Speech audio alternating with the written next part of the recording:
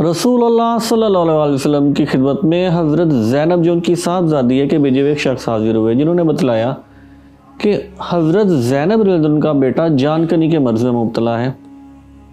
ایسے میں رسول اللہ صلی اللہ علیہ وسلم نے فرمایا کہ ان سے کہو کہ سب اللہ کا مال ہے اور ہر چیز کا ایک وقت مقرر ہے، وہ اس پر صبر کریں اور صبر ثواب کی نیت سے کریں۔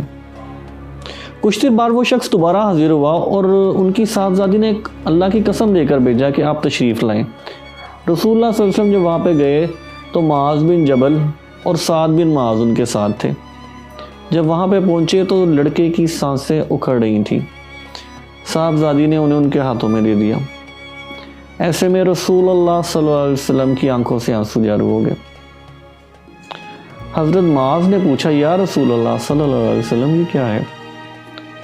آپ صلی اللہ علیہ وسلم نے فرمایا، یہ رحمت ہے جو اللہ نے اپنے بندوں کے دلوں میں ڈالی ہے، اور اللہ بھی اپنے انہی بندوں پہ رحم کرتا ہے جو رحم دل ہوتے ہیں۔